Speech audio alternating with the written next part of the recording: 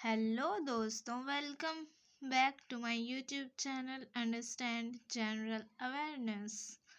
आज का टॉपिक है ह्यूमन बॉडी के मोस्ट इम्पॉर्टेंट क्वेश्चंस जो कि हर एग्जाम्स में आने के चांसेस सबसे ज़्यादा होते हैं। तो चलिए शुरू करते हैं, जिसमें से पहला सवाल है हमारा, मानव खोपड़ी में हड्डियों की संख्या कितनी होती है।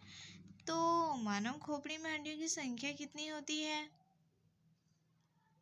ठीक है मैं बताती हूँ। तो मानव खोपड़ी में हड्डियों की संख्या होती है 8।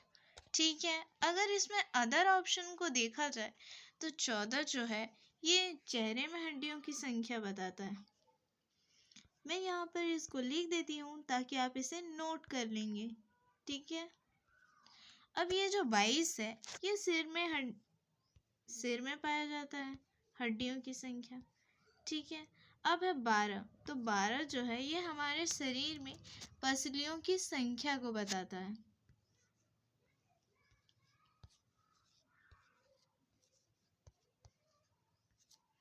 ये है हमारा ब्रेन। ठीक है, अगला सवाल देखते हैं। मनुष्य का हृदय 1 मिनट में कितनी बार धड़कता है। तो मनुष्य का हृदय 1 मिनट में 72 बार धड़कता है। अगर इसमें अदर ऑप्शन को देखें तो 206 जो है ये क्या है, आप लोग बताइए। तो ये है मानव हड्डियों की संख्या। हमारा शरीर जो बना है हड्डियों से उसकी संख्या है 206। ठीक है, ये 639 जो है ये मांसपेशियों को बता रहा है, मतलब हमारे शरीर में कितनी मांसपेशियां हैं अगर ये पूछा जाए तो इसमें 639 होगा। मैं इसको यहाँ पर लिख देती हूँ।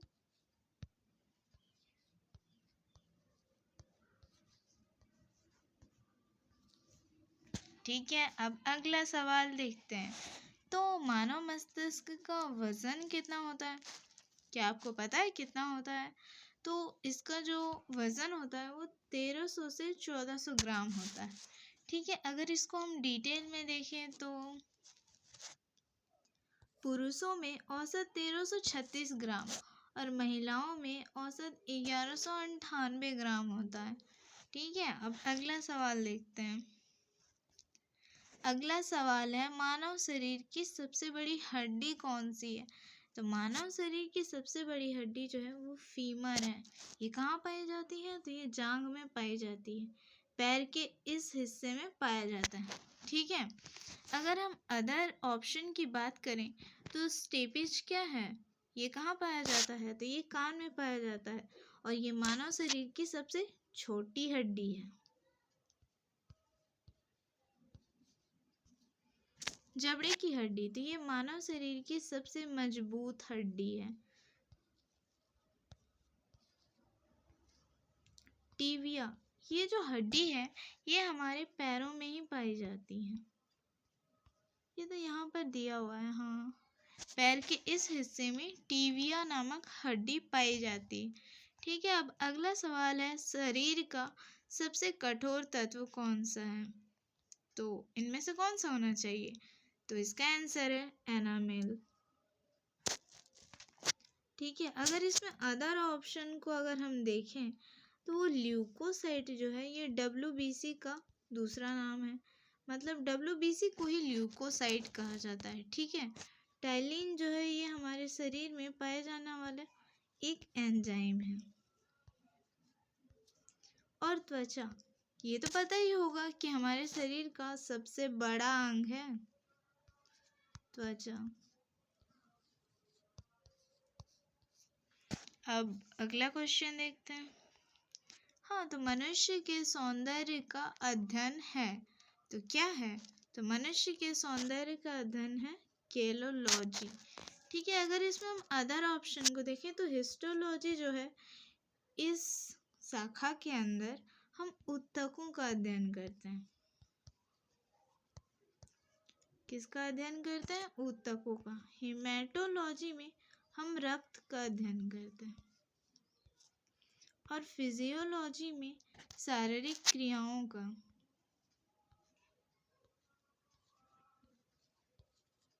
शारीरिक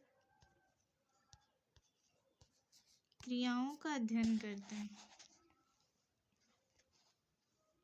अब अगला सवाल है कि सामान्य मनुष्य का रक्तचाप कितना होता है। तो सामान्य मनुष्य का रक्तचाप जो है वो 180/80 मिलीमीटर होता है, ठीक है। और रक्तचाप को जिससे मापा जाता है वो ये है। हमने तो देखा ही होगा कि जब हम जाते हैं अस्पताल या कहीं जांच करवाने के लिए, तो इस यंत्र का उपयोग हमारे हाथों में लगाकर किया जाता है। तो इसका उपयोग हमारा रक्तचाप मापने के लिए ही किया जाता है, ठीक है। अब अगला सवाल देखते हैं। अगला सवाल है शरीर में रक्त परिभ्रमण में लगा समय। तो इसका सही जवाब होगा 23 सेकेंड। अगला सवाल देखते हैं। अगला सवाल है मानव शरीर में जल की मात्रा कितनी होती है। तो इसका सही जवाब होगा 65 से 80%। इसीलिए हमें कहा जाता है कि हमें पानी ज़्यादा पीना चाहिए, मतलब उतना भी ज़्यादा नहीं, एक दिन में 2-3 लीटर पानी पीना चाहिए, ठीक है। क्योंकि हमारा शरीर जो है सबसे ज़्यादा जल का ही बना हुआ है ना। 65 से 80%, यानी हमारे शरीर का बहुत बड़ा हिस्सा पानी से ही बना होता है, ठीक है। अब अगला सवाल देखते हैं। एक मिनट। अगला सवाल है रक्त की मात्रा शरीर के भार का कितना प्रतिशत होता है। तो रक्त की मात्रा जो है वो शरीर के भार का 7% होता है। वहीं अगर पूछा जाए कि मस्तिष्क का वजन शरीर के भार का कितना होता है, तो 2%। मैं यहाँ पर इसको लिख दे रही हूँ जिससे कि आपको याद करना आसान हो, आप इसे नोट कर सकते हैं, ठीक है। अब अगला सवाल नहीं है, मतलब इससे रक्त से रिलेटेड कुछ क्वेश्चंस हैं। तो आइए अब हम देख लेते हैं कि रक्त से संबंधित प्रश्न और क्या क्या बन सकता है। तो इसमें सवाल है कि रक्त का मुख्य कार्य क्या है। तो रक्त का जो कार्य है वो सभी अंगों तक ऑक्सीजन और पोषक तत्व पहुंचाना है, ठीक है। अब अगला सवाल, रक्त का रंग लाल क्यों होता है। तो इसमें मौजूद हीमोग्लोबिन में हेम नामक लाल रंग का यौगिक होता है जिसके कारण ये लाल। अब अगला सवाल है कि हीमोग्लोबिन की कमी से होने वाली बीमारी का नाम क्या है। तो कमी से एनीमिया होता है और अधिकता से क्या होता है, पॉलीसाइथीमिया होता है। क्या होता है, पॉलीसाइथीमिया होता है। और इसके बाद अगला अगर सवाल देखें तो अगला सवाल जो है, अगला सवाल है मनुष्य में रक्त की कितनी मात्रा होती है। तो मनुष्य में रक्त की जो मात्रा है वो लगभग 5-6 लीटर होती है। अब अगला सवाल है कि यूनिवर्सल रिसिपिएंट कौन सा ब्लड ग्रुप होता है, जो मतलब सबसे रिसीव कर सकता है, ले सकता है ना। तो AB ब्लड ग्रुप होता है यूनिवर्सल रिसिपिएंट। वहीं अगर देखा जाए यूनिवर्सल डोनर कौन सा ब्लड ग्रुप है, तो वो O ब्लड ग्रुप है जो सबको दे सकता है, ठीक है।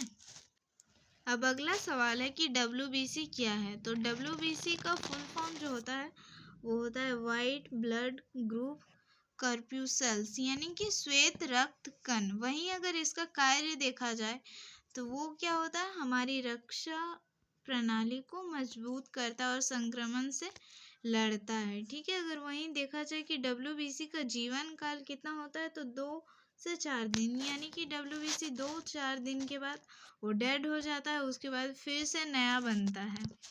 उसके बाद श्वेत रक्त कण को क्या कहा जाता है, ल्यूकोसाइट कहा जाता है, जो कि मैंने पिछले सवालों में बताया कि ल्यूकोसाइट किसको कहा जाता है, तो वो श्वेत रक्त कण को ही कहा जाता है। अब अगला सवाल है कि RBC क्या है। तो RBC का पूर्ण रूप है रेड ब्लड कॉर्प्यूसेल्स, यानी कि लाल रक्त कण। इसका जीवन काल WBC के मुकाबले थोड़ा ज़्यादा होता है, जैसे कि 20 से 120 दिन। वहीं लाल रक्त कण को इरिथ्रोसाइट्स कहा जाता है, जबकि श्वेत रक्त कण को ल्यूकोसाइट्स कहा जाता है। अब अगला सवाल है कि प्लाज्मा की मात्रा रक्त का कितना प्रतिशत होता है, यानी रक्त में प्लाज्मा कितना होता है। तो लगभग 60% होता है प्लाज्मा। ठीक है, अगला सवाल है कि फाइब्रिन क्या है और इसका क्या कार्य है। तो फाइब्रिन ई प्रोटीन है जो रक्त का थक्का जमाने में मदद करता है। जैसे हमें कहीं भी चोट लग जाती है तो खून लगातार बहते रहता है, तो वो अगर जब तक थक्का नहीं जमेगा तब तक वो खून बंद कैसे होगा, और वो कैसे बंद होता है, फाइब्रिन के कारण ही वो थक्का जमता है। ठीक है, अब अगर देखा जाए कि मानव रक्त का पीएच मान कितना होता है, तो 7.4 होता है। अब अगला सवाल है कि शरीर का ताप नियंत्रक कौन होता है। तो शरीर का जो ताप नियंत्रक है वो हाइपोथैलेमस होता है। कौन होता है शरीर का ताप नियंत्रक, तो वो हाइपोथैलेमस होता है। ठीक है, अगर इसको थोड़ा डिटेल में देखें तो हाइपोथैलेमस जो है वो मस्तिष्क का वह हिस्सा है जो शरीर का थर्मोस्टेट यानी कि तापमान नियंत्रक केंद्र होता है, और ये 37 डिग्री सेल्सियस के आसपास शरीर का तापमान स्थिर बनाए रखता है। ठीक है, अगर देखा जाए कि यहाँ पर ऑप्शन सी पिट्यूटरी ग्रंथ, तो ये शरीर की सबसे छोटी ग्रंथि होती है, सबसे छोटी ग्रंथि।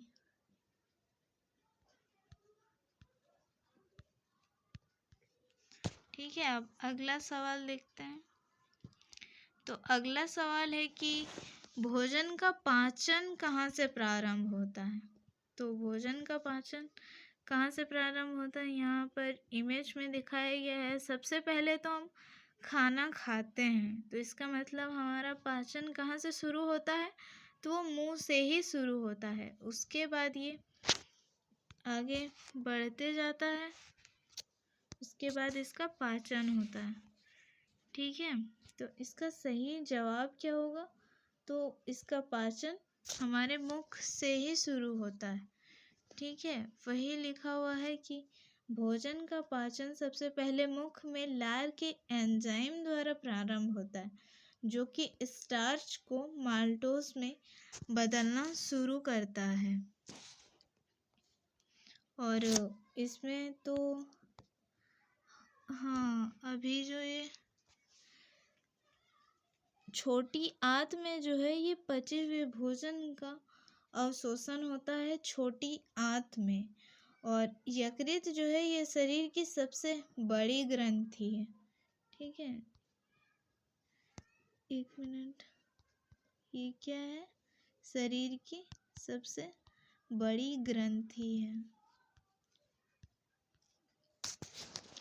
यहीं पर पित्त स्रावित होता है, और विटामिन ए, कौन सा विटामिन, विटामिन ए भी यकृत में ही संचित होता है। ठीक है, अब अगला सवाल देखते हैं। तो अगला सवाल है कि रक्तचाप मापना, मतलब यहाँ पर होगा मापने का यंत्र। ठीक है, गलती से लिखा गया है कि मापना, यहाँ पर जो होगा मापने का यंत्र होगा। ठीक है, यहाँ पर तो ये तो मैंने अभी बताया आपको पिछले सवालों में, इसका नाम आपको पता है, तो इसको जो है कहा जाता है रक्तचाप मापने के यंत्र को स्फिग्मोमैनोमीटर। तो इसको क्या कहा जाता है, स्फिग्मोमैनोमीटर। अब यहाँ पर जो अदर ऑप्शन है, इसमें अगर देखा जाए सेलेनोग्राफी, तो सेलेनोग्राफी में किसका अध्ययन किया जाता है, चंद्रमा का अध्ययन किया जाता है। सेलेनोग्राफी में किसका अध्ययन किया जाता है, चंद्रमा का अध्ययन किया जाता है। अब जो है इसमें सिस्मोलॉजी, सिस्मोलॉजी में भूकंप का अध्ययन किया जाता है।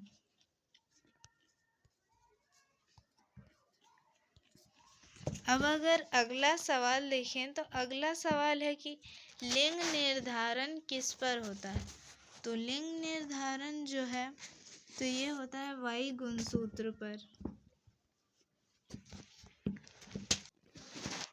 अब यहीं पर अगर देखा जाए कि मनुष्यों में लिंग निर्धारण कैसे होता है? तो मनुष्यों में लिंग निर्धारण जो है वो पुरुषों से प्राप्त गुणसूत्र पर निर्भर करता है। ठीक है, यदि शुक्राणु X है यानी कि बच्चा जो है वो लड़की होगी, और अगर वहीं गुणसूत्र अगर Y आता है तो बच्चा जो है वो लड़का होगा। ठीक है, अब अगला सवाल देखें। तो मानव शरीर में गुणसूत्रों की संख्या कितनी होती है? 46 होती है। ये 46 ही है, ये जो है ये फुल स्टॉप है। ठीक है, इसको ये मत सोच लेना कि ये 461 है, ये 46 ही है। ठीक है, अगला सवाल अगर देखिए तो मनुष्य का हृदय कितने कोष्ठों में बटा है? तो मनुष्य का हृदय जो है वो 4 कोष्ठों में बटा हुआ होता है। ठीक है, और यही अगर अदर ऑप्शन में देखें तो ये जो 2 है ये मेढक में मतलब मेढक के हृदय में, ओ माफ कीजिएगा, मेढक नहीं, मछली के हृदय में 2 कक्ष होता है, मछली। ठीक है, अब अगर 3 तो 3 जो है वो कछुए के हृदय कक्ष की संख्या कितनी होती है? तो वो होती है 3। ठीक है, अब अगला सवाल देखते हैं। तो अगला सवाल है, शरीर की सबसे लंबी कोशिका है ना? तो शरीर की सबसे लंबी कोशिका जो होती है वो तंत्रिका तंत्र होती है। ठीक है, इसकी लंबाई 1 मीटर या उससे भी अधिक होती है। इसका मुख्य कार्य क्या है? संदेशों को मस्तिष्क और शरीर के अन्य हिस्सों तक पहुंचाना है। ठीक है, अगर इसकी संरचना और इसके कार्य देखें, डेंड्राइट जो है वो संदेश प्राप्त करता है। आइए दिखाते हैं यहाँ पर डेंड्राइट कहाँ पर है। ये जो है हिस्सा है, ये हिस्सा जो है ये संदेश प्राप्त करता है। ठीक है, अगला अगर देखें सेल बॉडी, तो सेल बॉडी क्या है? ये जानकारी प्राप्त करता है। सेल बॉडी कहाँ पर है? ये हिस्सा जो है ये जानकारी प्राप्त करने के लिए। ठीक है, उसके बाद यहाँ पर क्या है? और एगो है एक्सॉन, ये लंबा हिस्सा होता है जो संदेशों को आगे भेजता है। एक्सॉन ये लंबा वाला हिस्सा, ये संदेशों को यहाँ से यहाँ तक भेजता है, आगे नीचे से लेकर ऊपर भेजता है। ठीक है, अब अगला सवाल देखते हैं। अगला सवाल है कि शरीर में गुणसूत्रों की संख्या कितनी है? तो यह इस सवाल का जवाब आप मुझे कमेंट करके बताएंगे, क्योंकि ये मैंने अभी बताया कुछ देर पहले। अगला सवाल है कि RH फैक्टर के खोजकर्ता कौन है? तो इसके जो खोजकर्ता हैं वो कार्ल लैंडस्टीनर और अलेक्जेंडर वीनर हैं। ठीक है, इन्होंने RH फैक्टर की खोज कब की? तो 1940 में की। ठीक है,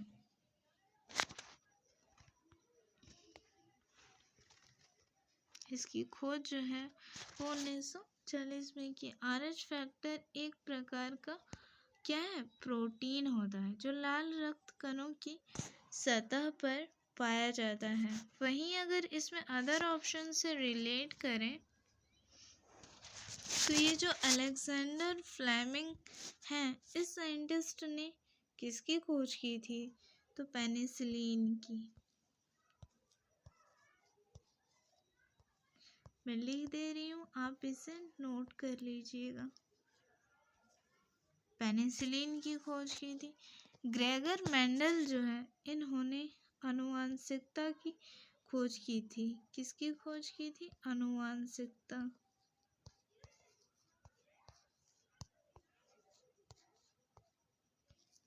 किसकी? आनुवंशिकता। लुई पास्चर का तो आपको पता ही होगा, इसने किसकी खोज की थी? तो टीकाकरण की खोज की थी।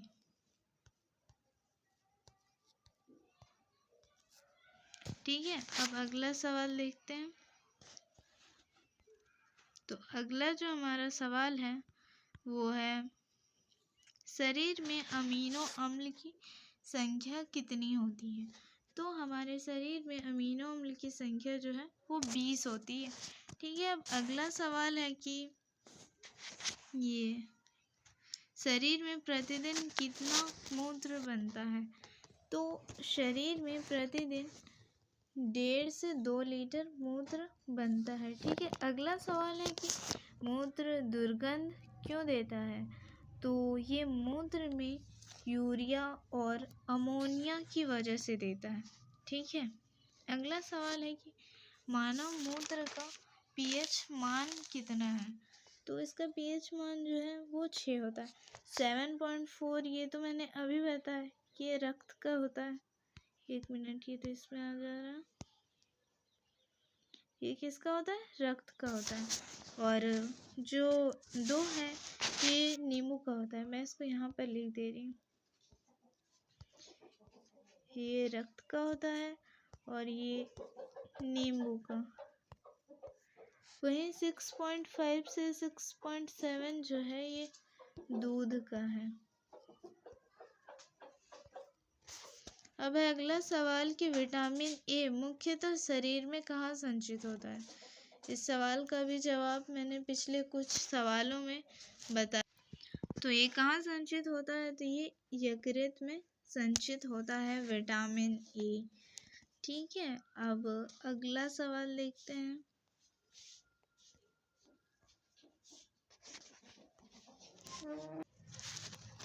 ये है यकृत का इमेज। यकृत इस तरीके का होता है। इसमें क्या क्या होता है, जैसे इसमें कोलेस्ट्रॉल का सिंथेसिस होता है, फिर ग्लूकोज ग्लाइकोजन में चेंज होता है और ग्लाइकोजन जो है वो ग्लूकोज में चेंज होता है। फिर ये डीएक्टिवेशन करता है पॉइजन्स और टॉक्सिन्स को। ठीक है, और ये बाइल प्रोड्यूस भी करता है। फिर ये एमिनो एसिड सिंथेसिस भी होता है यकृत में। उसके बाद जो है यहाँ पर कौन कौन सा एब्जॉर्प्शन होता है विटामिन का, ए, सी, बी और ई, ये सब का एब्जॉर्प्शन भी होता है। ठीक है, अब इसमें जो है अगला सवाल है शरीर का सामान्य तापमान कितना होता है। ये भी मैंने बताया है कि शरीर का सामान्य तापमान कितना होता है, तो वो होता है 37 डिग्री सेल्सियस। ठीक है, अब अगला सवाल है, यहाँ पर टीबिया होता, इसको मैंने टोबिया कर दिया है, लेकिन इसको कर लीजिएगा, ये टीबिया है। ठीक है, कि टीबिया नामक हड्डी कहाँ पाई जाती है, तो ये पैरों में पाई जाती है। ठीक है, ये है टीबिया की लोकेशन, यहाँ पर पाई जाती है टीबिया नामक हड्डी।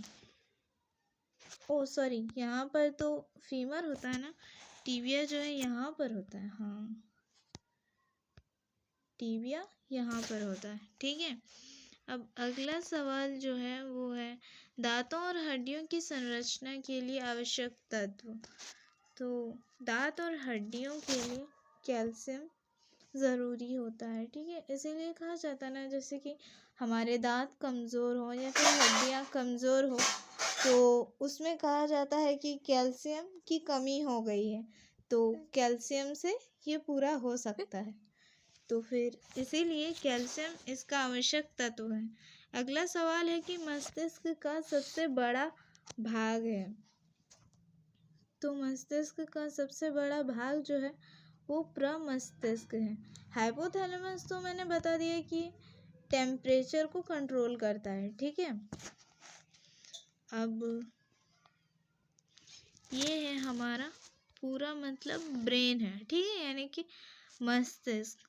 तो इसमें सबसे बड़ा हिस्सा किसका है, तो सबसे बड़ा हिस्सा ये वाला होता है हमारा फ्रंटल वाला हिस्सा, और इसी को प्रमस्तिष्क कहा जाता है। ठीक है, अब इसमें अगला सवाल है कि एक स्वस्थ मनुष्य की सामान्य श्वसन दर कितनी होती है। अगला सवाल है, तो स्वस्थ मनुष्य की श्वसन दर जो है वो 12 से 16 बार प्रति मिनट की होती है।